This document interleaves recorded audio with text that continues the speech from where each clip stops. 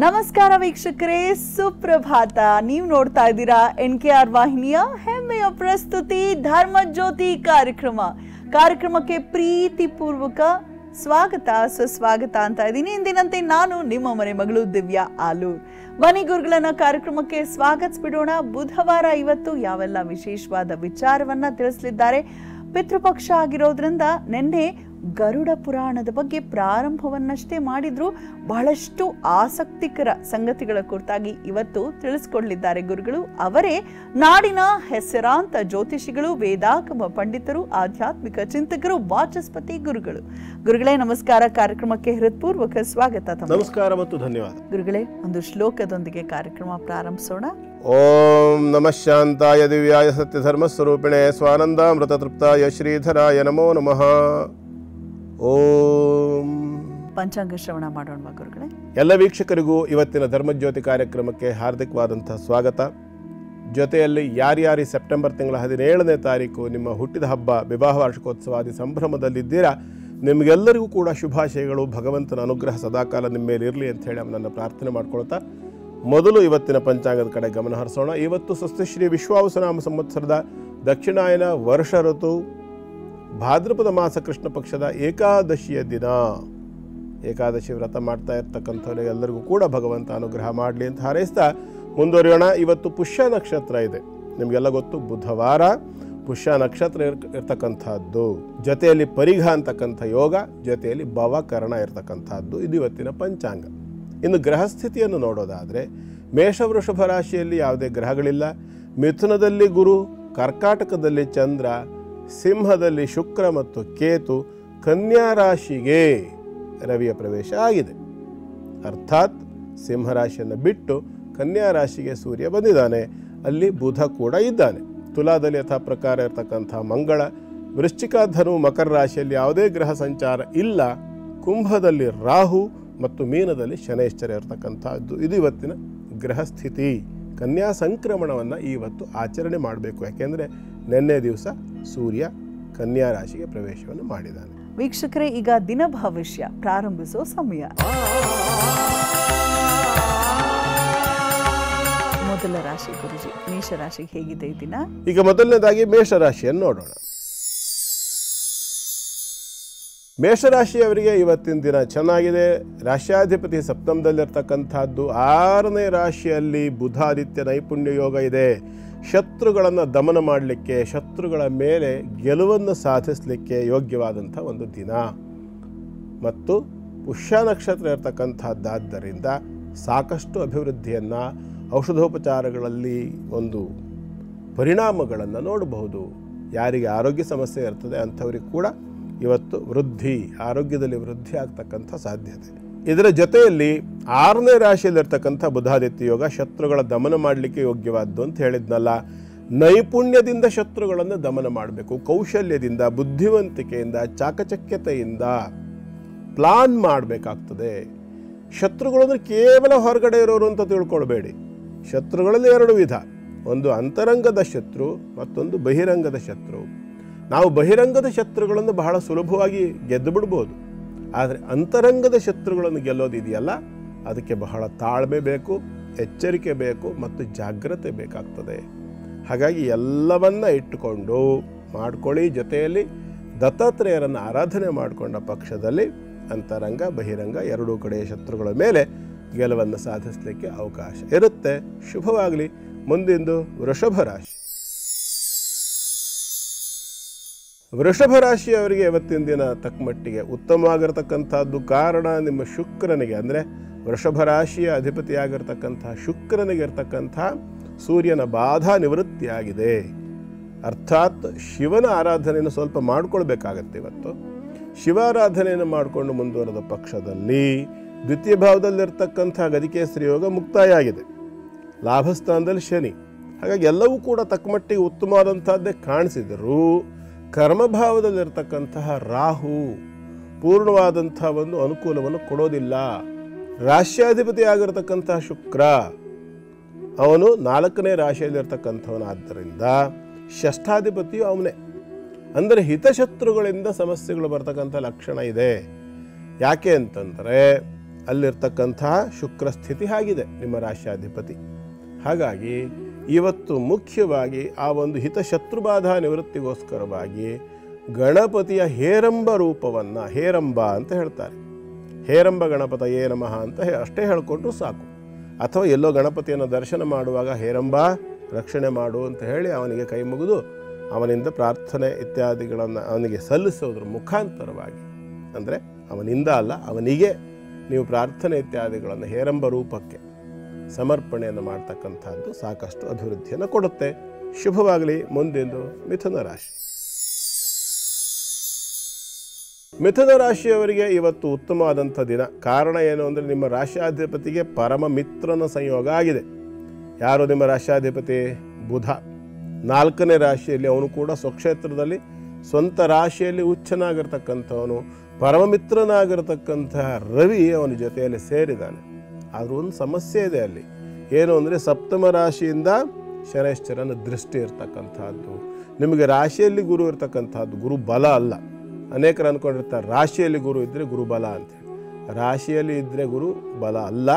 2, 5, 7, 9ನೇ ರಾಶಿಗಳಲ್ಲಿ ಗುರು ಇದ್ದಾಗ ಅದು ಗುರು ಬಲ ಅಂತ ಹೇಳಿಸ್ಕೊಳ್ಳುತ್ತೆ. ಈ ಶನಿ ಮತ್ತು ಸೂರ್ಯರ ಸಮಸಪ್ತಮ ದೃಷ್ಟಿ ಅಂತಕ್ಕಂಥದ್ದು ಇದ್ದಾಗ 2 ವಿಭಾಗಗಳಲ್ಲಿ ಸಮಸ್ಯೆಗಳು ಬರಬಹುದು ಅಂತ ಹೇಳ್ತಿದ್ದೀನಿ, ಅರ್ಥ ಮಾಡ್ಕೋಬೇಕು. ಇದರಲ್ಲಿ ಮೊದಲನೇದು ಏನಪ್ಪ ಅಂತಂದರೆ, ಕೆಲವರಿಗೆ ಸ್ವಲ್ಪ ಮಟ್ಟಿನ ದಾಂಪತ್ಯ ಜೀವನದಲ್ಲಿ ಸಮಸ್ಯೆ ಬರಬಹುದು. ಫಿಸಿಕಲ್ ರಿಲೇಷನ್ಶಿಪ್, ದೈಹಿಕ ವಿಚಾರಗಳಲ್ಲಿ ಸ್ವಲ್ಪ ಮಟ್ಟಿನ ನಪುಂಸಕತ್ವದ ಲಕ್ಷಣಗಳನ್ನು ಊಹಿಸಬಹುದಾಗಿರುತ್ತೆ, ಎಚ್ಚರಿಕೆ ಬೇಕು. ಅಥವಾ ಯಾರು ದೀರ್ಘಕಾಲದಿಂದ ಹೃದಯ ಸಂಬಂಧ ಕಾಯಿಲೆಗಳಿಂದ ಏನಿರ್ತಾರೆ ಅಂಥವರಿಗೂ ಕೂಡ ಅದರಲ್ಲಿ ವ್ಯತ್ಯಾಸಗಳಾಗ್ತಕ್ಕಂಥ ಲಕ್ಷಣ ಕಾಣಿಸುತ್ತೆ ಮಿಥುನ ರಾಶಿಯವರಿಗೆ. ಹಾಗಾಗಿ ಎಚ್ಚರಿಕೆಯನ್ನು ವಹಿಸ್ಕೊಳ್ಳಿ. ಟ್ರೀಟ್ಮೆಂಟ್ ಮುಖ್ಯ. ಅದಿಲ್ಲ ಅಂತಂದರೆ ಆದಿತ್ಯ ಹೃದಯದ ಪಾರಾಯಣ 12 ದಿನಗಳ ಪರ್ಯಂತರವಾಗಿ ನಿತ್ಯ 12 ಬಾರಿಯಂತೆ ಆದಿತ್ಯ ಹೃದಯವನ್ನು ಒಟ್ಟು 144 ಬಾರಿ ಆದಿತ್ಯ ಹೃದಯದ ಪಾರಾಯಣವನ್ನು ಮಾಡಿಕೊಂಡ್ರೆ ಸಾಕಷ್ಟು ಅಭಿವೃದ್ಧಿಯನ್ನು ಕಾಣಬಹುದಾಗಿರುತ್ತೆ. ಶುಭವಾಗಲಿ. ಮುಂದಿಂದು ಕರ್ಕಾಟಕ ರಾಶಿ. ಕರ್ಕಾಟಕ ರಾಶಿಯವರಿಗೆ ಇವತ್ತಿನ ದಿನ ಚೆನ್ನಾಗಿದೆ. ರಾಶ್ಯಾಧಿಪತಿಯ ಪ್ರವೇಶ ಆಗಿದೆ. ಉತ್ತಮವಾಗಿರ್ತಕ್ಕಂಥ ದಿನ. ತೃತೀಯದಲ್ಲಿ ಒಂದು ನೈಪುಣ್ಯ ಯೋಗ ಅಂತಕ್ಕಂಥದ್ದಿದೆ. ಪಂಚಮಾಧಿಪತಿಯಾಗಿರತಕ್ಕಂತಹ ಮಂಗಳ ಚತುರ್ಥ ಭಾವದಿಂದ ಕರ್ಮವನ್ನು ನೋಡ್ತಾನೆ. ಅರ್ಥಾತ್ ಏನಪ್ಪ ಅಂತಂದರೆ, ಸುಖಕ್ಕೋಸ್ಕರವಾಗಿ ಕರ್ಮಸ್ಥಾನದಲ್ಲಿ ವಿಶೇಷವಾಗಿರ್ತಕ್ಕಂಥ ಒಂದು ವೃದ್ಧಿಯನ್ನು ನೋಡಬಹುದು. ಪ್ರಯತ್ನ ಮಾಡಬೇಕಾಗ್ತದೆ. ಯಾಕೆಂದರೆ ರಾಶಿಯಲ್ಲಿ ಚಂದ್ರ ಬಂದಿದ್ದಾನಲ್ಲ, ಹಾಗಾಗಿ ಸ್ವಲ್ಪ ಹೆಚ್ಚು ಪ್ರಯತ್ನಪೂರ್ವಕವಾಗಿ ಮಾಡಿದ ಪಕ್ಷದಲ್ಲಿ, ಮನಸ್ಸನ್ನು ಕೊಟ್ಟು ಕಾನ್ಸಂಟ್ರೇಷನ್ ಇಟ್ಕೊಂಡು ಮಾಡಿದ ಪಕ್ಷದಲ್ಲಿ ಕರ್ಮದಲ್ಲಿ ಅಭಿವೃದ್ಧಿಯನ್ನು ನೀವು ಕಾಣಬಹುದಾಗಿರುತ್ತೆ. ಸ್ವಲ್ಪ ಸುಬ್ರಹ್ಮಣ್ಯನ ಆರಾಧನೆ ಮಾಡಿಕೊಳ್ಬೇಕಾಗತ್ತೆ. ಸುಬ್ರಹ್ಮಣ್ಯನ ಆರಾಧನೆಯನ್ನು ಅಥವಾ ಭದ್ರಕಾಳಿಯ ಆರಾಧನೆ ಕೂಡ ಕೆಲವರಿಗೆ ಆಗಿ ಬರ್ತದೆ, ಎಲ್ಲರಿಗೂ ಅಲ್ಲ. ಆಶ್ಲೇಷ ನಕ್ಷತ್ರದವರಿಗೆ ವಿಶೇಷವಾಗಿ ಸುಬ್ರಹ್ಮಣ್ಯನ ಆರಾಧನೆ. ಉಳಿದವರಿಗೆ ಪುನರ್ವಸು 4ನೇ ಚರಣ ಮತ್ತು ಪುಷ್ಯ ನಕ್ಷತ್ರದಲ್ಲಿ ಹುಟ್ಟಿದಂಥ ಕರ್ಕಾಟಕ ರಾಶಿಯವರು ಯಾರಿದ್ದೀರಿ ಅಂಥವರಿಗೆ ಭದ್ರಕಾಳಿ ಆರಾಧನೆಯಿಂದ ಸಾಕಷ್ಟು ಅಭಿವೃದ್ಧಿ ಆಗ್ತದೆ. ಶುಭವಾಗಿ. ಗುರುಗಳೇ, ಪಿತೃಪಕ್ಷದ ವಿಶೇಷವಾದ ದಿನಗಳು, ಯಾವ ವಿಶೇಷವಾದ ಕ್ಷೇತ್ರದ ಕುರಿತಾಗಿ ತಿಳಿಸ್ತಾ ಇದ್ದೀರಾ? ನಾನು ಹಿಂದಿನ ಒಂದು ಸಂಚಿಕೆಯಲ್ಲಿ ಹೇಳಿದ್ದೆ, ಅಯೋಧ್ಯ, ಮಥುರಾ, ಮಾಯಾ ಇತ್ಯಾದಿ 7 ಮೋಕ್ಷದಾಯಕ ನಗರಗಳು ಅಂತೇಳಿ. ಅದರಲ್ಲಿ 7ನೇ ಅಂದರೆ ಮೊದಲನೇದಾಗಿರ್ತಕ್ಕಂಥ ಅಯೋಧ್ಯೆ ಬಗ್ಗೆ ತಿಳಿಸಿದ್ದೆ. ಅಯೋಧ್ಯೆಯ ಲಕ್ಷಣಗಳನ್ನು ಬಗ್ಗೆ, ಅಲ್ಲಿ ಭೂಮಿಯ ಬಗ್ಗೆ ಎಲ್ಲವನ್ನು ಕೂಡ ರಾಮಾಯಣದಲ್ಲಿ ಏನಂತ ಹೇಳಿದೆ ಅದನ್ನು ತಿಳಿಸಿದ್ದೆ. ಇವತ್ತು ಮಥುರಾ 2ನೇದು ಮಥುರಾ ನಗರವನ್ನು ತಗೊಳ್ಳೋಣ. ಮಥುರಾ ನಗರ ವಿಶೇಷ ಏನು ಅಂದರೆ, ಯಮುನಾ ನದಿಯ ದಂಡೆ ಮೇಲೆ ಇರ್ತಕ್ಕಂಥ ಒಂದು ನಗರ. ಇವತ್ತು ಕೂಡ ಅಲ್ಲಿ ಯಮುನಾ ನದಿ ಅಂತಕ್ಕಂಥದ್ದು ಹರಿತದೆ. ಹಾಗೆ ಆ ಮಥುರಾ ನಗರವನ್ನು ಯಾಕೆ ಸಪ್ತಮೋಕ್ಷದಾಯಕ ನಗರಗಳಲ್ಲಿ ಒಂದು ಅಂತ ಕರೀತಾರೆ ಅಂತಂದರೆ, ಅಲ್ಲಿ ಶ್ರೀಕೃಷ್ಣನ ಅವತಾರ ಆಯಿತು. ಅಯೋಧ್ಯೆಯಲ್ಲಿ ಶ್ರೀರಾಮಚಂದ್ರನ ಅವತಾರವಾದರೆ ಮಥುರಾ ನಗರದಲ್ಲಿ ಶ್ರೀಕೃಷ್ಣನ ಅವತಾರವಾಯಿತು. ಜೊತೆಯಲ್ಲಿ ಕೃಷ್ಣನ ಅವತಾರದ ಬಗ್ಗೆ ಯೋಚನೆ ಮಾಡಲಿಕ್ಕೆ ಹೋದರೆ ಕೃಷ್ಣಸ್ತು ಭಗವಾನ್ ಸ್ವಯಂ ಅಂತ. ಇವತ್ತು ಕೂಡ ಕೃಷ್ಣ ಅವತಾರವಾಗಿರ್ತಕ್ಕಂಥ ನಗರ ಹಾಗೇ ಇದೆ. ಕೃಷ್ಣ ಯಾವ ಒಂದು ಸೆರೆಮನಿಯಲ್ಲಿ ಜೈಲಿನಲ್ಲಿ ಹುಟ್ಟಿದ ಅಂತೇಳಿ ಹೇಳ್ತಾರೋ ಅದು ಕೂಡ ಇವತ್ತು ಹಾಗೇ ಇದೆ.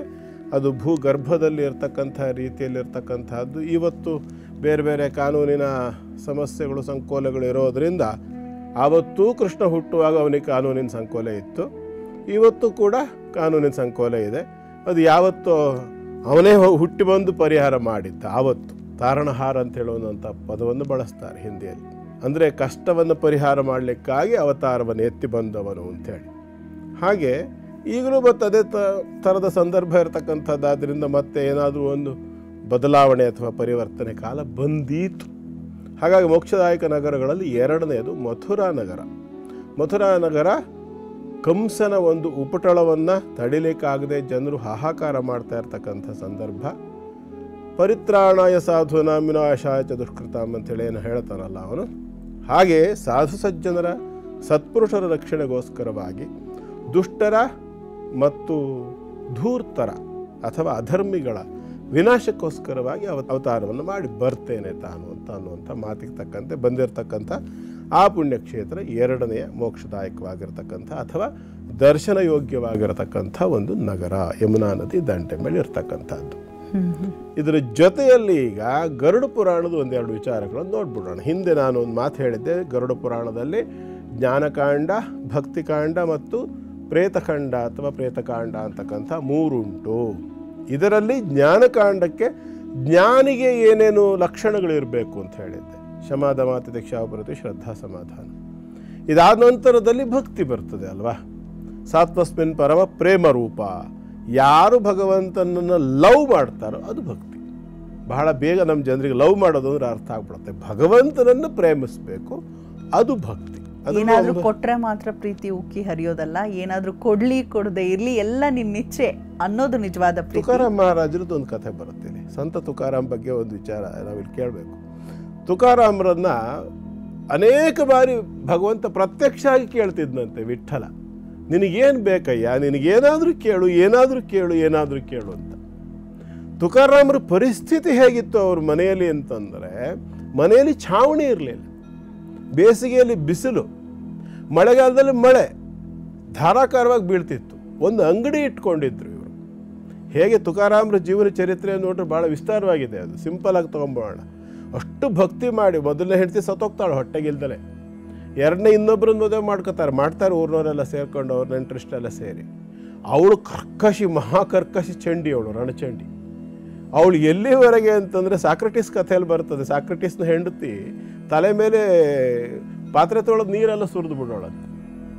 ಅಂಥ ಧೂರ್ತ ಅಥವಾ ಅಷ್ಟೊಂದು ಉಗ್ರ ಸ್ವರೂಪದ ಹೆಂಡತಿ ಆಗಿದ್ದರೂ ಕೂಡ ಇವರು ಏನನ್ನು ಕೇಳ್ತಿರ್ಲಿಲ್ಲ ಅಂಥೇಳಿ. ಭಗವಂತ ಪ್ರತ್ಯಕ್ಷ ಏನಾದರೂ ಕೇಳು ತುಕ, ಏನಾದರೂ ಕೇಳು ಅಂತಂದ್ರೆ, ಏನು ಕೇಳಯ್ಯ ನಾನು ನಿನ್ನ ಹತ್ರ, ಭಗವಂತನ ಹತ್ರ ಹೇಳೋದು ಇವರು ತುಕಾರಾಮ್ ಮಹಾರಾಜರು. ಏನು ಕೇಳಲಿ ನಾನು ನಿನ್ನ ಹತ್ರ, ಅದೇ ಬೆಳ್ಳಿ ಬಂಗಾರ ಬಂಗ್ಲೆ ಇಂಥದ್ದೇನೋ ಒಂದು ಕೇಳಬೇಕು, ಅದಿಲ್ಲ ಅಂದ್ರೆ ಮೋಕ್ಷ ಕೇಳಬೇಕು, ನಂಗೆ ಯಾವುದೂ ಬೇಡ, ನಾನು ಯಾಕೆ ಕೇಳಲಿ ನಿನ್ನ ಹತ್ರ ಅಂತ. ಇದು ಭಕ್ತಿ.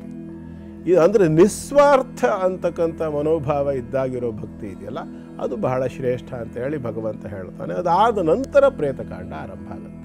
ಹಾಗಾದರೆ ಭಕ್ತನಿಗೂ ಜ್ಞಾನಿಗೂ ಸಾಮಾನ್ಯ ಮನುಷ್ಯನಿಗೂ ಇರ್ತಕ್ಕಂಥ ಸಾವಿನ ವ್ಯತ್ಯಾಸ ಕೇಳ್ತಾನೆ ಯಾರು? ಗರುಡ ಮಹಾವಿಷ್ಣುವನ್ನು.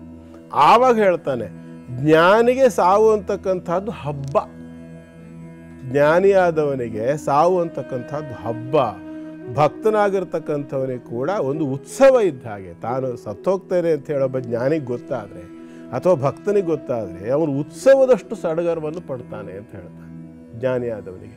ಯೋಚನೆ ಮಾಡಬೇಕಲ್ವ, ಸಾವನ್ನು ಉತ್ಸವ ಅಥವಾ ಹಬ್ಬ ಅಂತ ಹೇಳೋ ಮಟ್ಟಕ್ಕೆ ನಾವು ಆಚರಣೆ ಮಾಡಿಕೊಳ್ಳುವ ಅಥವಾ ಅಷ್ಟು ಸಂಭ್ರಮಿಸುವಂಥ ಒಂದು ಸ್ಥಿತಿಗೆ ನಮ್ಮ ಮನಸ್ಸು ಬರಲಿಲ್ಲ ಅಂದರೆ ಏನಾಗ್ತದೆ ಅನ್ನೋದು ಪ್ರೇತಖಂಡ. ಅದರಲ್ಲಿ ಹಾಗೆ ಬರುತ್ತೆ. ಬಹಳ ವಿಚಿತ್ರವಾಗಿರ್ತಕ್ಕಂಥ ಸನ್ನಿವೇಶದೊಂದಿಗೆ ಆರಂಭ ಆಗುತ್ತೆ. ಏನು ಹೇಳ್ತಾನೆ ಭಗವಂತ ಅಂತಂದರೆ, ಒಂದು ಹಂತದ ವಯಸ್ಸು ಅಂತಕ್ಕಂಥದ್ದಾಗುತ್ತದೆ ಆ ಮನುಷ್ಯನಿಗೆ. ಒಂದು ಹಂತದ ವಯಸ್ಸಾದಾಗ ಅವನಿಗೆ ಒಂದೊಂದಾಗಿ ಲಕ್ಷಣಗಳನ್ನು ಹೇಳ್ತಾನೆ. ಮೊದಲನೇ ಲಕ್ಷಣ ಯಾವುದು ಅಂದರೆ, ಕಿವಿಯ ಪಕ್ಕದಲ್ಲಿರ್ತಕ್ಕಂತಹ ಕೂದಲುಗಳು ಬಿಳಿಯಾಗಲಿಕ್ಕೆ ಆರಂಭ ಆಗುತ್ತೆ, ಮೊದಲನೇ ಲಕ್ಷಣ. ಎರಡನೇ ಲಕ್ಷಣ ಚರ್ಮ ಸುಕ್ಕುಗಟ್ಟತ್ತೆ. ಮೂರನೇ ಲಕ್ಷಣ ನಾಲಿಗೆ ರುಚಿ ಕಡಿಮೆ ಆಗುತ್ತೆ. ಆ ನಂತರದಲ್ಲಿ ತಲೆಯ ಕೂದಲು ಉದುರುವುದು, ಪೂರ್ಣ ಬೆಳ್ಳಗಾಗೋದಾಗತ್ತೆ. ಅದಾದ ನಂತರ ಕಣ್ಣು ಮಂದವಾಗುತ್ತೆ, ಕಿವಿ ಮಂದವಾಗುತ್ತೆ, ಹಲ್ಲುಗಳು ಬಿದ್ದು ಹೋಗುತ್ತೆ, ಸೊಂಟ ಮುಡುಗುತ್ತೆ, ಬಾಗತ್ತೆ. ಇದಾದ ನಂತರ ಶರೀರದಲ್ಲಿರ್ತಕ್ಕಂಥ ಎಲ್ಲ ಅವಯವಗಳು ಕ್ರಮೇಣ ಕೆಲಸ ಮಾಡೋದು ನಿಧಾನಿಸ್ತವೆ, ಜೀರ್ಣಕ್ರಿಯೆ ನಿಲ್ಲುತ್ತೆ, ಜೀರ್ಣಕ್ರಿಯೆ ಕಡಿಮೆ ಆಗುತ್ತೆ, ಆಹಾರದ ಅಪೇಕ್ಷೆ. ಈ ಟೈಮಲ್ಲಿ ನಾಲಿಗೆ ಚಪ್ಪಲ ಹೆಚ್ಚಾಗುತ್ತೆ. ಎಷ್ಟು ವಿಚಿತ್ರ, ಶರೀರ ಸಹಕಾರ ಕೊಡ್ತಿಲ್ಲ, ಕೋಆಪ್ರೇಟ್ ಮಾಡ್ತಿಲ್ಲ, ಓಡಾಡಲಿಕ್ಕೆ ಕೋಆಪ್ರೇಟ್ ಮಾಡ್ತಿಲ್ಲ, ಓಡಾಡಬೇಕು ಅಂತ ಆಸೆ, ಏನು ಸರಿಯಾಗಿ ಕಾಣ್ತಿಲ್ಲ, ನೋಡಬೇಕು ಅಂತ ಆಸೆ, ಏನು ಸರಿಯಾಗಿ ಕೇಳ್ತಿಲ್ಲ, ಕೇಳಬೇಕು ಅಂತ ಆಸೆ, ದೊಡ್ಡದಾಗಿ ಕಿರಿಚ್ತಾರೆ. ಹಿರಣ್ಯನವರು ಒಂದು ಕಥೆ ಹೇಳೋರು, 2 ಜನ ಮನೆಯಿಂದ ಹೊರಟಿದ್ರಂತೆ, ಇಬ್ಬರು ಕಿವುಡ್ರೆ. ಒಬ್ಬ ಬಾಗಿಲಲ್ಲಿ ನಿಂತ್ಕೊಂಡು ಹಿಂಗೆ ನೋಡ್ತಿದ್ದೆ, ಎದುರುಗಡೆ ಮನೆಯವನು ಇವನು, ಇಬ್ಬರು ಕಿವುಡ್ರೆ. ಆದ್ರೆ ಇಬ್ಬರಿಗೂ ಒಂದು ಆಸೆ ಏನು ಅಂತಂದ್ರೆ ತಾವು ಕಿವುಡ್ರಲ್ಲ ಅಂತ ಪ್ರಪಂಚಕ್ಕೆ ತೋರಿಸ್ಬೇಕು ಅಂತ. ಒಬ್ಬ ರಾಮಯ್ಯ ಕೃಷ್ಣಯ್ಯ ಅಂತ ಅಂದ್ಕೊಳ್ಳೋಣ, ಯಾರಿಗೂ ಸುಮ್ಮನೆ ಒಂದು ಎಕ್ಸ್. ಆವಾಗೇನಾಯಿತು, ಇವರು ಬ್ಯಾಗ್ ತಗೊಂಡು ಹೊರಟ್ರು. ಎದುರುಗಡೆ ಮನೆಯವನು ರಾಮಯ್ಯ ಕೇಳಿದ, ಓಹೋ ಕೃಷ್ಣಪ್ಪನವರು ಏನು ಬ್ಯಾಗ್ ತಗೊಂಡು ಹೊರಟ್ರಿ, ಮಾರ್ಕೆಟಿಗೆ ಹೊರಟ್ರೇನಾ ಅಂತ. ಇಬ್ಬರು ಕಿವುಡ್ರೆ. ಆವಾಗ ಕೃಷ್ಣಯ್ಯ ಹೇಳ್ತಾನೆ, ಏನಿಲ್ಲ ಮಾರ್ಕೆಟಿಗೆ ಹೋಗೋಣ ಅಂತ ಹೊರಟೆ ಅಂದರು. ಓಹೋ ಹೌದಾ, ರಾಮಯ್ಯ ಉತ್ತರ ಕೊಡ್ತಾರೆ, ಓ ಹೌದಾ, ನಾನೆಲ್ಲೋ ಮಾರ್ಕೆಟಿಗೆ ಹೊರಟ್ರಿ ಅಂದ್ಕೊಂಡೆ. ಅರ್ಥ ಏನು, ಇಬ್ಬರೂ ಕಿವುಡ್ರು ಅಂತೇಳಿ ಎಲ್ರಿಗೂ ಗೊತ್ತಾಯಿತು. ಈ ಥರದ ಚಾಪಲ್ಯಗಳು ಅಂತಕ್ಕಂಥದ್ದು ಉಂಟಾಗ್ತದೆ. ಆದರೆ ಅವನಿಗೆ ವೈರಾಗ್ಯ ಬರೋದಿಲ್ಲ. ಜ್ಞಾನ ಭಕ್ತಿ 2 ಖಂಡ ಆಯಿತು, ಪ್ರೇತಖಂಡ. ಯಾಕೆ ಅಂದರೆ ವೈರಾಗ್ಯ ಪ್ರಾಪ್ತಿಯಾಗಬೇಕು ಅನ್ನೋ ಉದ್ದೇಶದಲ್ಲಿ ಭಗವಂತ ಇದನ್ನು ಆರಂಭ ಮಾಡಿದ್ದ ಅನ್ನೋದಕ್ಕೆ ಒಂದು ಸಾಕ್ಷಿಯನ್ನು ಕೊಟ್ಟು ಹೇಳ್ತಾನೆ. ಇಂತಹ ಸ್ಥಿತಿ ಶರೀರಕ್ಕೆ ಬಂದಿದ್ರೂ ಕೂಡ ಆ ವ್ಯಕ್ತಿಗೆ ವೈರಾಗ್ಯ ಬರೋದಿಲ್ಲ.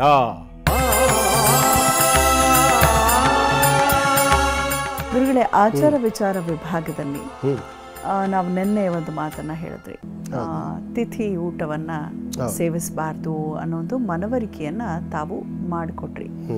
ಹಾಗೆ ಇನ್ನೊಂದು ಇದು ಪಿತೃಪಕ್ಷ ಆಗಿರೋದ್ರಿಂದ ಅದರ ಕುರಿತಾಗಿ ಒಂದಷ್ಟು ವಿಚಾರಗಳನ್ನ ಕೇಳ್ತೇನೆ. 1 ವರ್ಷ ಅಲ್ಲಿ 11ನೇ ದಿನದ ಕಾರ್ಯ ಮಾಡುವಾಗಲೇ ಪೂಜೆ ಮಾಡೋಕೆ ಬಂದವರು ಜೋರಾಗಿ ಹೇಳ್ತಾರೆ, ಮನೆಯವರೆಲ್ಲರೂ ಕೇಳಿಸ್ಕೊಳ್ಳಿ, ಇನ್ನು 1 ವರ್ಷ ನೀವು ಎಲ್ಲಿಯೂ ಕೂಡ ಕಾಯಿ ಹೊಡಿಬಾರ್ದು ಅಂತ. ಅದರ ಹಿಂದಿನ ಅರ್ಥ ಏನು? ಅಂದರೆ ಅರ್ಥ ನೀವು ದೇವಸ್ಥಾನಗಳಿಗೆ ಹೋಗಬಾರ್ದು ಅಂತನಾ, ಅಥವಾ ಹೋದರೂ ಕೂಡ ವಿಶೇಷ ಪೂಜೆ ಮಾಡಿಸ್ಬಾರ್ದು, ಮಡ್ಲಕ್ಕಿ ಕೊಡಬಾರ್ದು? ಈಗ ಯಾರೋ ಒಬ್ಬ ಹರಕೆ ಇಟ್ಕೊಂಡಿರ್ತಾರೆ, ಮನೆಯಲ್ಲಿ ಸಾವಾಗೋಯ್ತು, ಸೊ ಆ ಹರಕೆನ ಮುಂದೂಡಬೇಕಾ, ಏನು ಮಾಡಬೇಕು ಗುರುಗಳೇ? ಇಲ್ಲಿ ಆಚಾರ ವಿಚಾರ ಇದು ಒಳ್ಳೆ ವಿಚಾರ. ಆಚಾರ ಏನು ಇಲ್ಲಿ ಅಂತಂದರೆ ನೋಡಿ, ಅತ್ಯಂತ ಸ್ಪಷ್ಟವಾಗಿ ನಾನು ನಿನ್ನೆ ದಿವಸ ಹೇಳಿದ್ದೆ, ವರ್ಷ ಕಾಲ ಯಾವ ತಿಥಿಯ ದಿವಸ ಆತ ತೀರಿ ಹೋಗಿರ್ತಾನೋ ಮುಂದಿನ ವರ್ಷ ಅದೇ ತಿಥಿ, ಅದೇ ಕಾಲ, ಅದೇ ದಿನ ಬರುವಲ್ಲಿವರೆಗೆ ಆತ ದೀಕ್ಷೆಯಲ್ಲಿರ್ತಾನೆ ಅಂತ. ವ್ರತ ಅದು ದೀಕ್ಷೆ. ಅದು ಅವನು ಇಂತಿನ ಡೂಸ್ ಅಂಡ್ ಡು ನಾಟ್ಸ್ ಅಂತ ಹೇಳಿ, ಯಾವುದನ್ನು ಮಾಡಬೇಕು ಯಾವುದನ್ನು ಮಾಡಬಾರ್ದು ಅಂತಕ್ಕಂಥದ್ದು. ಕಾಯಿ ಹೊಡಿಬಾರ್ದು ಅಂತಂದ್ರೆ ಹಂಗಲ್ಲಿ ಮನೇಲಿ ಅಡುಗೆಗೂ ಕಾಯಿ ಹೊಡಿಬಾರ್ದ? ಹಾಗಲ್ಲ. ಅದು ಏನಂತ ಅಂದರೆ ಅವನು ಒಂದು ಪಿತೃ ದೀಕ್ಷೆಯಲ್ಲಿ ಅಥವಾ ಮಾತೃ ದೀಕ್ಷೆಯಲ್ಲಿ ಇರ್ತಕ್ಕಂಥ ಸಂದರ್ಭದಲ್ಲಿ ಅವನು ಬೇರೆ ಯಾವುದೇ ಕ್ಷೇತ್ರಗಳಿಗೆ ಹೋಗಬಾರ್ದು. ಕ್ಷೇತ್ರಗಳಿಗೆ ಯಾಕೆ ಹೋಗಬಾರ್ದು? ಅದಕ್ಕೆ ಹಿಂದೆ ಕಾರಣ ನಾನು ಹೇಳಿದ್ದೀನಿ. ಸಪಿಂಡೀಕರಣ ಆಗುವಲ್ಲಿವರೆಗೂ ಸಹ ಆತನಿಗೆ ಪೂರ್ಣವಾಗಿರತಕ್ಕಂಥ ಮೈಲಿಗೆ ಅಂತಕ್ಕಂಥದ್ದು ಹೋಗಿರೋದಿಲ್ಲ. ಹಿಂದೆ ವರ್ಷ ಆದ ನಂತರದಲ್ಲಿ ಸಪಿಂಡೀಕರಣ ಮಾಡ್ತಕ್ಕಂಥ ಕ್ರಮ ಇತ್ತು. ಸಪಿಂಡೀಕರಣ ಅಂದರೆ ಏನು ಅಂತ ಹೇಳಿದ್ದೆ, ಪ್ರೇತವಾಗಿರ್ತಕ್ಕಂಥ ಜೀವವನ್ನು ಪಿತೃಸ್ಥಾನಕ್ಕೆ ಅಪ್ಗ್ರೇಡ್ ಮಾಡ್ತಕ್ಕಂಥ ವಿಧಾನವನ್ನು ಸಪಿಂಡೀಕರಣ ಅಂತ ಹೇಳ್ತಾರೆ ಅಂತ ಹೇಳಿದ್ದೆ. ಇದಾದ ನಂತರದಲ್ಲಿ ಸೂತಕ ನಿವೃತ್ತಿ ಆಗುತ್ತೆ. ಯಾಕೆಂದರೆ ಪ್ರೇತ ಹೊರಟೋಗುತ್ತೆ, ಅದು ಪ್ರೇತ ಅಂತಕ್ಕಂಥದ್ದು ಬದಲಾಗಿ ಪಿತೃ ಆಗುತ್ತೆ ಅಂತ. ಆದರೆ ವಾಸ್ತವಾಂಶ ಗರುಡ ಪುರಾಣದಲ್ಲಿ ಏನು ಬರುತ್ತೆ ಅಂತಂದರೆ, ಭಗವಂತ ಹೇಳ್ತಾನೆ, ಹೀಗೆ ಹೊರಟಿರ್ತಕ್ಕಂತಹ ಆ ಜೀವ ದಿನದ ನಂತರದಲ್ಲೂ ಇಂತಿಂಥ ದಿವಸಗಳಲ್ಲಿ ಇಂತಿಷ್ಟು ಅದಕ್ಕೆ ಪಿಂಡಗಳನ್ನು ಇಡ್ತಕ್ಕಂಥ ಕ್ರಮ ಅಂತ ಇದೆ. ಪ್ರೇತ ಸಖ ಯಮ, ಪ್ರೇತ ಸಖ ರುದ್ರ ಅಂತಕ್ಕಂಥ 3 ಆ ಪ್ರೇತಕ್ಕೆ ಸಂಗಡಿಗರು ಅಂತ. 2 ಜನ ಸಂಗಡಿಗರು, ಒಂದು ಪ್ರೇತ. ಆ ಕಡೆಗೊಬ್ಬ ಯಮ, ಈ ಕಡೆಗೊಬ್ಬ ರುದ್ರ, ಮತ್ತು ಹಿಂದ್ಗಡೆಗೆ ಸಾಯಂಕಾಲಕ್ಕೆ ಸಂಬಂಧಪಟ್ಟ ಪ್ರೇತ ಸಖ, ಪ್ರೇತ ಸಖರು, ಇಬ್ಬರು ಪ್ರೇತ ಸಖರು ಅಂತೇಳಿ.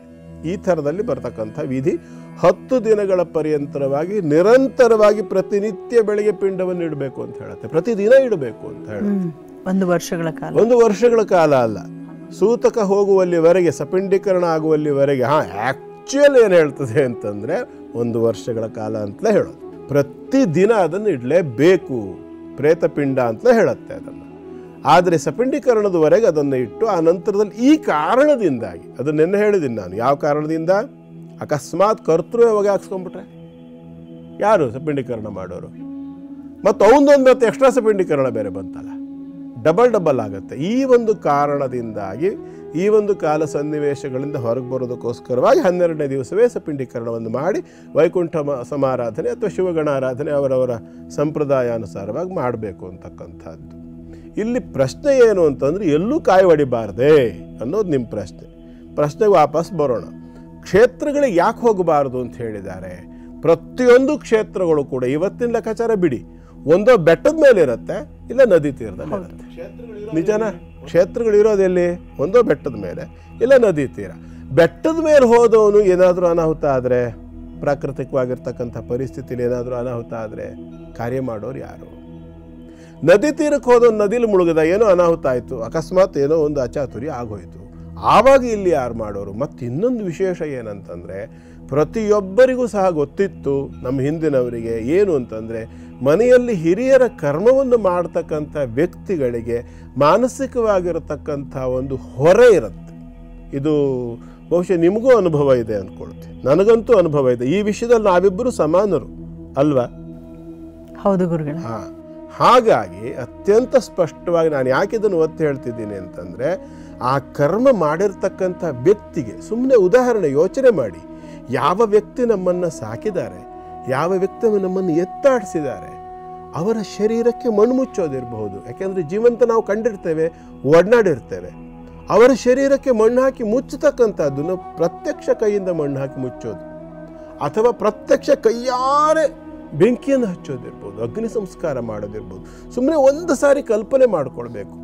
ಯಾವುದು ಆ ಶವ ಅಲ್ಲಿದೆ, ಚಿತೆಯ ಮೇಲಿರ್ತಕ್ಕಂಥ ಶವ ಅಥವಾ ಗುಂಡಿ ಒಳಗಿರ್ತಕ್ಕಂಥ ಶವ ಏನಿದೆ, ಅದು ಒಂದು ಕಾಲದಲ್ಲಿ ಜೀವಂತವಿದ್ದಾಗ ನನ್ನೊಡನೆ ಒಡನಾಡಿತ್ತು.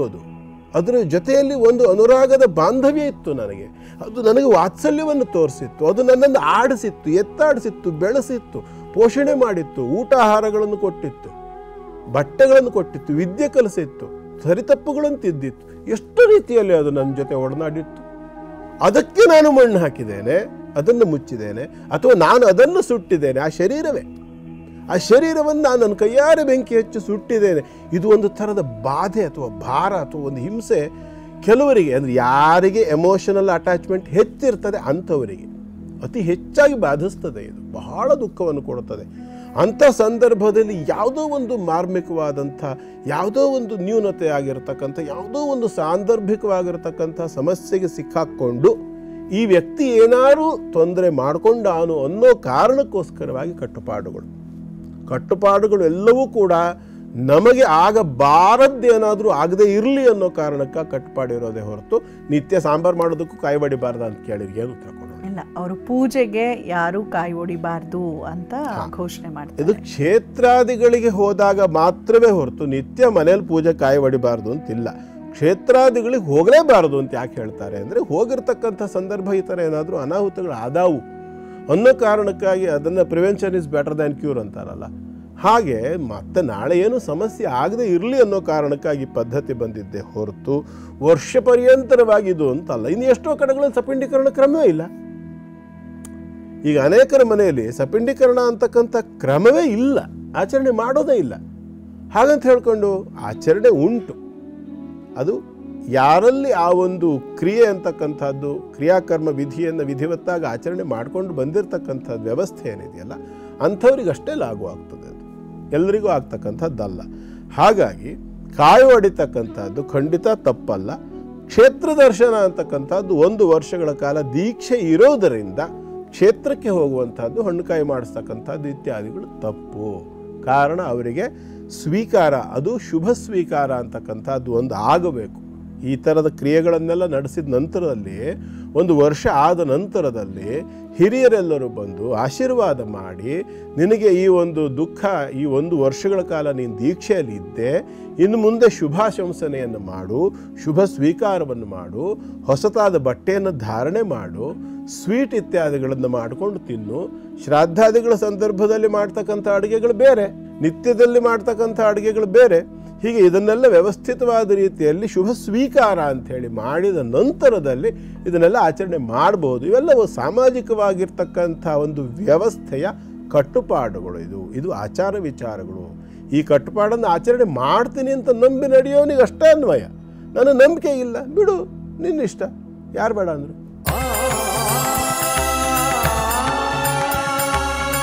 ಈಗಾಗಲೇ ನೀವು ಹೇಳ್ತಿದ್ರಿ ಮಥುರಾ ಬಗ್ಗೆ ಇವತ್ತು. ಮಥುರಾ ಕೃಷ್ಣ ಓಡಾಡಿರೋ ಜಾಗ ಅನ್ನೋ ಒಂದು ಕಾರಣಕ್ಕೆ ಮತ್ತು ಅಲ್ಲೂ ಒಂದು ಭವ್ಯವಾದ ದೇವಸ್ಥಾನವೂ ಇದೆ ಅನ್ನೋ ಕಾರಣಕ್ಕೆ ಎಲ್ಲರೂ ಹೋಗ್ತಾರೆ, ಕೃಷ್ಣನ ಭಕ್ತರು ಎಲ್ಲರೂ ಕೂಡ. ಆದರೆ ಆ ಮೂಲ ಸ್ಥಳ ಏನಿದೆ, ಯಾರೋ ಒಬ್ರು ಪ್ರಾಜ್ಞರ್ ಹೇಳಿದಂಥ ಮಾತು ನೆನಪಾಗತ್ತೆ. ಯಾಕೆ ಹೊಡೆದಾಡ್ತೀಯ ಜೀವನದಲ್ಲಿ? ನನ್ನಂತಹ ನಾನೇ, ಅಂದ್ರೆ ಕೃಷ್ಣನ ಉವಾಚವಂತೆ, ನನ್ನಂತಹ ನಾನೇ ನನ್ನ ಹುಟ್ಟೂರನ್ನ ಸಂರಕ್ಷಿಸ್ಕೊಳ್ಳೋದಕ್ಕಾಗ್ಲಿಲ್ಲ, ಇನ್ನು ನೀನು ಏನು ಮಾಡ್ಕೊಳ್ಳಿಕ್ಕೆ ಸಾಧ್ಯ? ಎಲ್ಲವನ್ನ ಬಿಟ್ಟು ಬಿಡು ಅನ್ನೋ ಒಂದು ಭಾವದಲ್ಲಿ ಬದುಕು, ಜೀವನದಲ್ಲಿ ಶಾಂತಿ ಸಿಗತ್ತೆ ಅಂತ ಹೇಳಿದಂಥ ಕೃಷ್ಣನ ವಾಚ ನೆನಪಾಯ್ತು ನೀವು ಅದು ಹೇಳಿದಾಗ.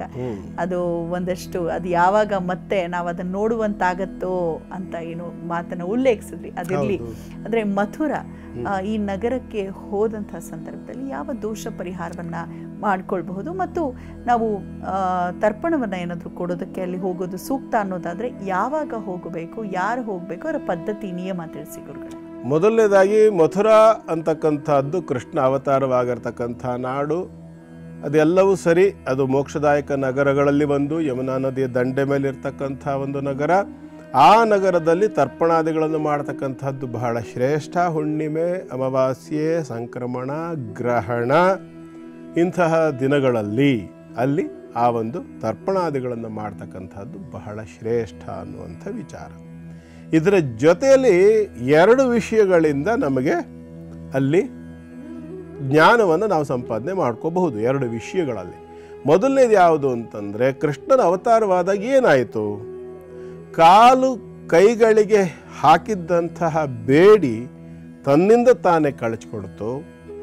ಕಾವಲಿಗಿದ್ದಂತಹ ಎಲ್ಲ ಸೈನಿಕರು ನಿದ್ರೆಗೆ ಜಾರದರು. ಸೆರೆಮನಿಯ ಬಾಗಿಲು ತೆರ್ಕೊಳ್ತು. ಕೃಷ್ಣನನ್ನು ತಲೆ ಮೇಲೆ ಹೊತ್ಕೊಂಡು ಅಲ್ಲಿಂದ ವಸುದೇವ ಹೊರಟು ಹೋದ ಅಂತ ಕಥೆ ಬರುತ್ತೆ. ಅರ್ಥ ಏನು? ನಾವು ಮಥುರಾ ನಗರೇಶನಾಗಿರ್ತಕ್ಕಂಥ ಅಥವಾ ಮಧುರಾ ನಗರದಲ್ಲಿ ಹುಟ್ಟಿ ಬಂದಿರತಕ್ಕಂಥ ಆ ಕೃಷ್ಣನನ್ನು ಧ್ಯಾನ ಮಾಡಿದರೆ ಅಥವಾ ಸೇವೆ ಮಾಡಿದರೆ ನಮಗೆ ಬಂಧನಗಳು ಬಿಡುಗಡೆ ಆಗ್ತವೆ, ಬಂಧನಗಳಿಂದ ಬಿಡುಗಡೆ ಆಗ್ತೇವೆ ನಾವು ಅಂತ ಅರ್ಥ. ಇದನ್ನು ಲೌಕಿಕವಾಗಿ ಹಾಗಾದ್ರೆ ಜೈಲಲ್ಲಿರೋರೆಲ್ಲ ಹೊರಗಡೆ ಬರೋದಕ್ಕೆ ಕೃಷ್ಣನ ಆರಾಧನೆ ಮಾಡಿದ್ರೆ ಆಗ್ತದೆಯಾ? ಖಂಡಿತವಾಗಿ ಆಗ್ತದೆ. ಹೇಗೆ ಮಾಡಬೇಕೋ ಹಾಗೆ ಮಾಡಿದ್ರೆ ಆಗ್ತದೆ.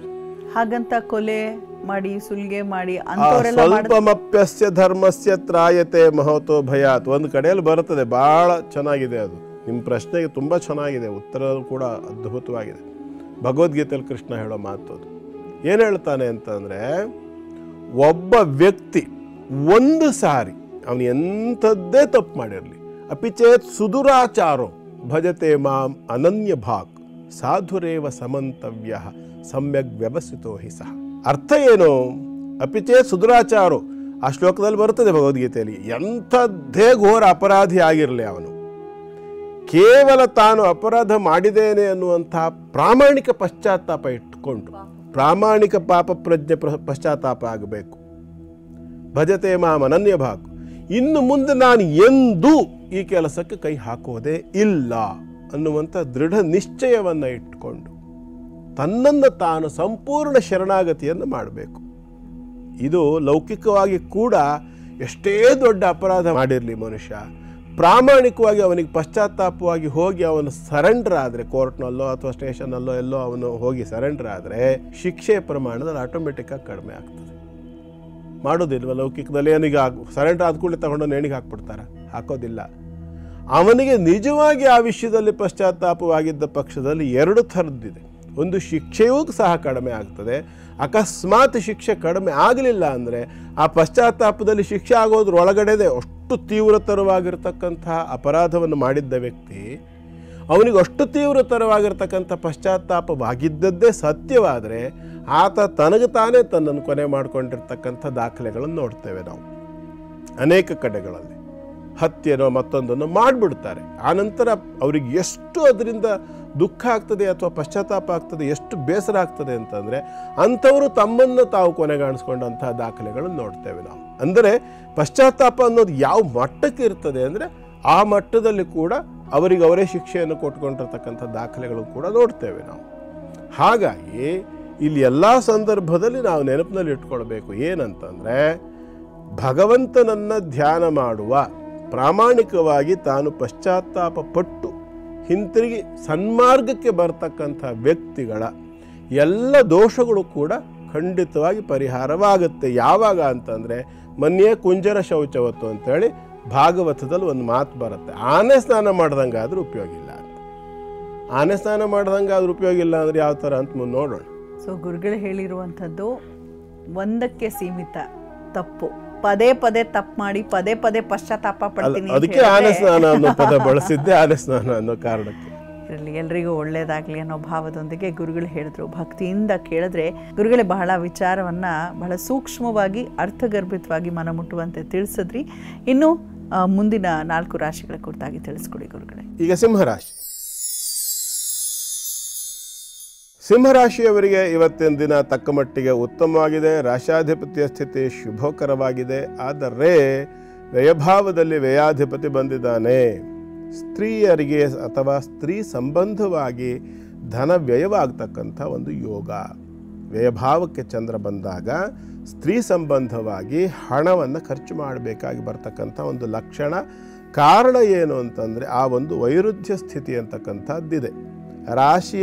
ರಾಶ್ಯಾಧಿಪತಿ ಧನರಾಶಿಯಲ್ಲಿರ್ತಕ್ಕಂಥದ್ದು ಮತ್ತು ವ್ಯಯಾಧಿಪತಿ ವ್ಯಯದಲ್ಲಿರ್ತಕ್ಕಂಥದ್ದು. ಅಲ್ಲಿ ಶನಿ ಮತ್ತು ಚಂದ್ರ ಸ್ಥಿತಿ ಇತ್ಯಾದಿಗಳೆಲ್ಲವೂ ಕೂಡ ಇದನ್ನು ಸೂಚಿಸುತ್ತೆ. ಸ್ತ್ರೀ ಸಂಬಂಧವಾಗಿ ಅಥವಾ ಹೆಣ್ಣು ಮಕ್ಕಳ ಸಂಬಂಧವಾಗಿ ಅಥವಾ ಹೆಂಡತಿಯ ಸಂಬಂಧವಾಗಿ ಸ್ವಲ್ಪ ಮಟ್ಟಿನ ಹಣ ಖರ್ಚಾಗ್ತಕ್ಕಂಥದ್ದು. ಕಾರಣ ಚಂದ್ರ. ಆರೋಗ್ಯ ಸಂಬಂಧ ವ್ಯವಸ್ಥೆಯಲ್ಲಿ ಸ್ವಲ್ಪ ತೊಂದರೆ ಕಾಣಿಸ್ತದೆ. ಹಾಗಾಗಿ ಅದಕ್ಕೆ ಬೇಕಾದಂಥ ಟ್ರೀಟ್ಮೆಂಟ್ ಇತ್ಯಾದಿಗಳಿಗೆ ಸ್ವಲ್ಪ ಹಣ ವ್ಯಯವಾಗತಕ್ಕಂಥ ಲಕ್ಷಣ. ತೃತೀಯದಲ್ಲಿರ್ತಕ್ಕಂಥ ಮಂಗಳನ ಸ್ಥಿತಿಯನ್ನು ನೋಡಿದರೂ ಕೂಡ ಅದನ್ನೇ ಊಹಿಸಬಹುದಾಗಿರುತ್ತೆ. ಚಂದ್ರ ಚತುರ್ಥದಲ್ಲಿ ಬಂದಿರತಕ್ಕಂಥದ್ದು. ಮಾತೃಸ್ಥಾನ ಅಥವಾ ಮಾತೃ ಸಮಾನರಿಗೆ ತೊಂದರೆ ಬರಬಹುದು. ವಿಶೇಷವಾಗಿ ಸ್ವಲ್ಪ ಹೆಚ್ಚು ಎಚ್ಚರಿಕೆ ಬೇಕಾಗ್ತದೆ. ಹಾಗಾಗಿ ಆ ಒಂದು ಸಂಬಂಧಿತವಾಗಿರ್ತಕ್ಕಂಥ ಪ್ರಯತ್ನದ ಜೊತೆಯಲ್ಲಿ ಸ್ವಲ್ಪ ಮೃತ್ಯುಂಜಯ ಜಪ ಹೋಮ ಇತ್ಯಾದಿಗಳು ಮಾಡಬೇಕಾಗಿ ಬರಬಹುದು. ಕೆಲವರಿಗೆ ಯಾರಿಗೆ ತೀವ್ರತರವಾದ ಆರೋಗ್ಯ ಸಮಸ್ಯೆ ಕಾಣಿಸ್ತಾ ಇದೆ ಕುಟುಂಬದಲ್ಲಿ, ಆ ಸಂಬಂಧ ಈ ಒಂದು ಶಾಂತಿ ಪೂಜೆ ಇತ್ಯಾದಿಗಳನ್ನು ಮಾಡ್ಕೊಳ್ತಕ್ಕಂಥದ್ದು ಒಳ್ಳೆಯದು. ಅವಕಾಶವಿದ್ದಲ್ಲಿ, ಅವಕಾಶವಿಲ್ಲ ಸ್ವಲ್ಪ ಬಿಲ್ವಪತ್ರೆಯನ್ನು ತಂದು ಆ ಬಿಲ್ವಪತ್ರೆಯನ್ನು ಕೈಲಿ ಹಿಡಿದು ಮೃತ್ಯುಂಜಯನ ಪ್ರಾರ್ಥನೆಯನ್ನು ಮಾಡಿ ಜೊತೆಗೆ ಒಂದು ಮುಷ್ಟಿ ಎಳ್ಳನ್ನು ಸೇರಿಸಿ ಇಟ್ಕೋಬೇಕು.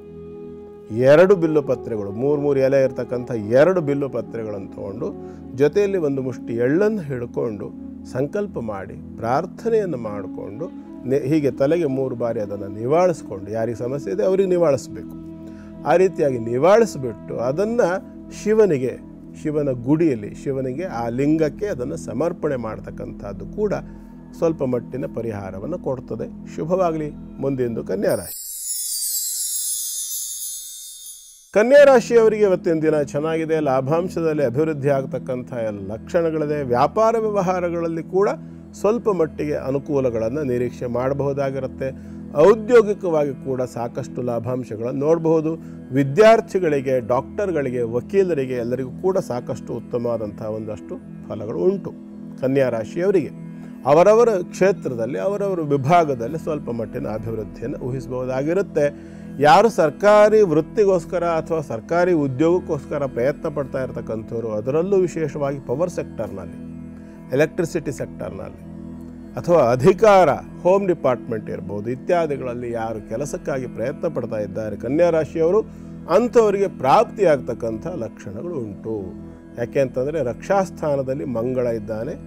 ಅವನು ಸೈನ್ಯ ಸಂಬಂಧ, ಡಿಫೆನ್ಸ್ ಇತ್ಯಾದಿಗಳಿಗೆ ಸಂಬಂಧಪಟ್ಟಿರ್ತಕ್ಕಂಥದ್ದಾದ್ದರಿಂದ ಕೂಡ ಸಾಕಷ್ಟು ಆ ವಿಭಾಗಗಳಲ್ಲಿ, ಆ ವಿಚಾರ ತಿಳಿಸಿದ್ನಲ್ಲ, ಆ ವಿಭಾಗಗಳಲ್ಲಿ ಅನುಕೂಲ ಅಥವಾ ಅಭಿವೃದ್ಧಿಯನ್ನು ಕನ್ಯಾರಾಶಿಯವರು ಹೊಂದಲಿಕ್ಕೆ ಅವಕಾಶಗಳು ಉಂಟು. ಈ ವಿಚಾರಕ್ಕೆ ಸಂಬಂಧಪಟ್ಟು ಕಾಳಿಯ ಆರಾಧನೆ ಬೇಕು. ನವರಾತ್ರಿ ಬೇರೆ ಆರಂಭ ಆಗಲಿಕ್ಕೆ ಹತ್ತಿರ ಬರ್ತಾ ಇದೆಯಲ್ಲ, ಇನ್ನು 4-5 ದಿವಸದಲ್ಲಿ ನವರಾತ್ರಿ ಕೂಡ ಆರಂಭ ಆಗುತ್ತೆ. ಹಾಗಾಗಿ ಈ ಒಂದು ನವರಾತ್ರಿ ಕಾಲದಲ್ಲಿ ವಿಶೇಷವಾಗಿ ಯಾರು ಈ ವಿಚಾರಗಳಲ್ಲಿ ಅಭಿವೃದ್ಧಿಯನ್ನು ನಿರೀಕ್ಷೆ ಇಟ್ಕೊಂಡಿದ್ದೀರಲ್ಲ ಅಂಥವರು ಕಾಳಿಯನ್ನು ವಿಶೇಷವಾಗಿ ಆರಾಧನೆ ಮಾಡಿಕೊಳ್ಳೋದ್ರಿಂದ ಅಭಿವೃದ್ಧಿ ಅಂತಕ್ಕಂಥದ್ದು ಉಂಟಾಗುತ್ತೆ. ಶುಭವಾಗಲಿ. ಮುಂದಿಂದು ತುಲಾರಾಶಿ. ತುಲಾರಾಶಿಯವರಿಗೆ ಸ್ವಲ್ಪ ಸಂಕಟದ ದಿನಗಳು ಆರಂಭ.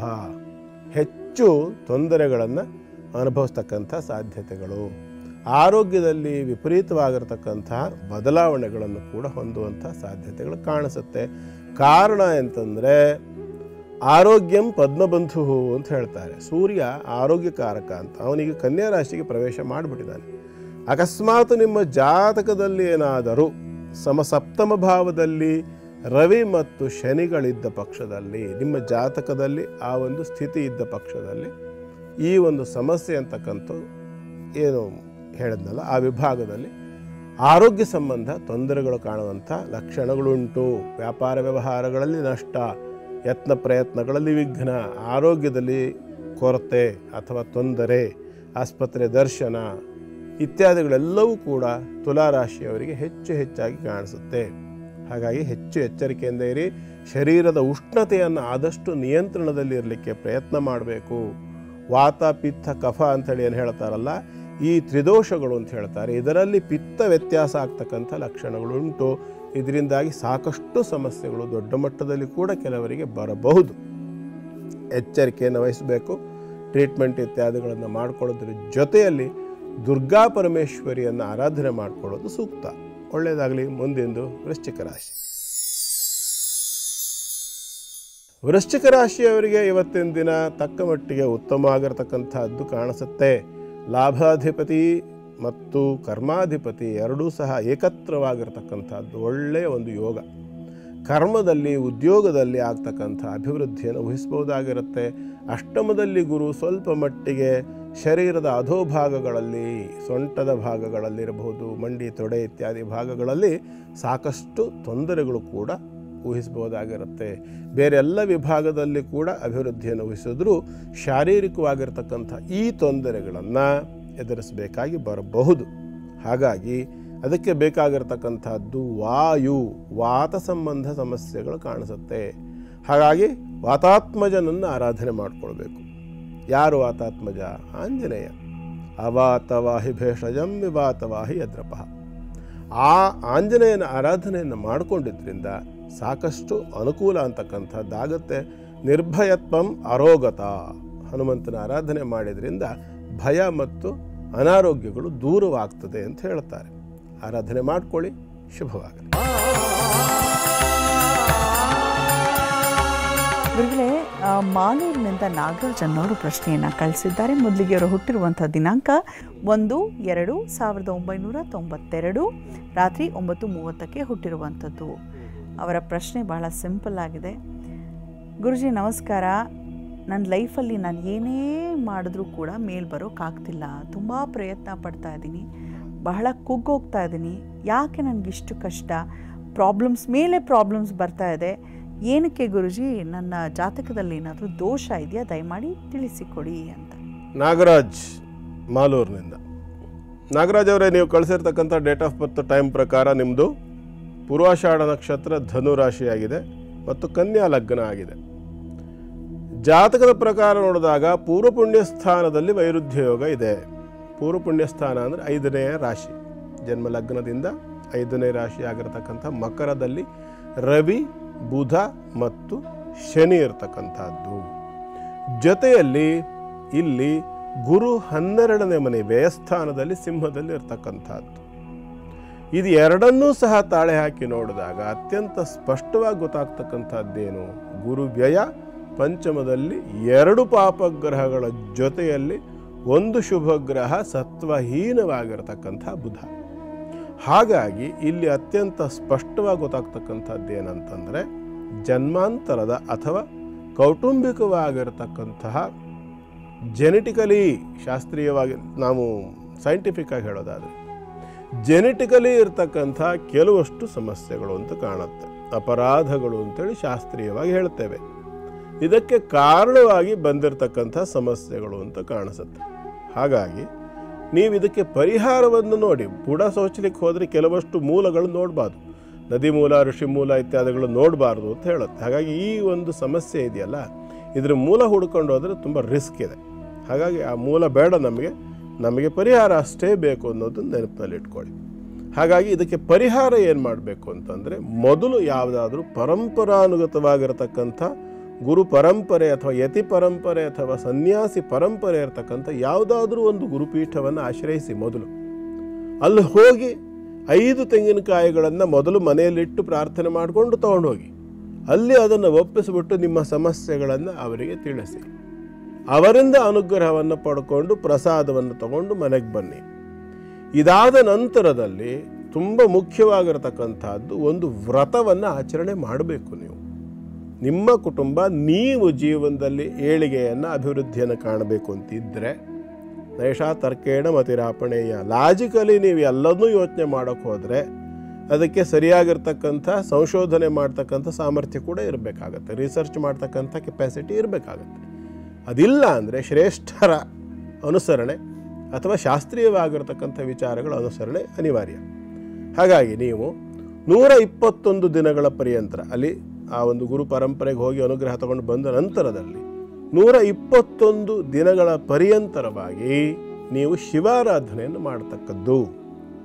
ಉತ್ತರ ಮಣ್ಣಿನಿಂದ ಶಿವಲಿಂಗವನ್ನು ಮಾಡಿ ಪ್ರತಿನಿತ್ಯವೂ ಹೆಬ್ಬೆರಳು ಗಾತ್ರದ ಶಿವಲಿಂಗವನ್ನು ಮಾಡಿಕೊಂಡು ಅದಕ್ಕೆ 1008 ಬಾರಿ ಓಂ ನಮಃ ಶಿವಾಯದಿಂದ ನೀರಿನ ಅಭಿಷೇಕವನ್ನು ಮಾಡಿ ಸುಮಾರು 2 ಗಂಟೆ ಟೈಮ್ ಟೋಟಲ್ ಬೇಕಾಗ್ತದೆ.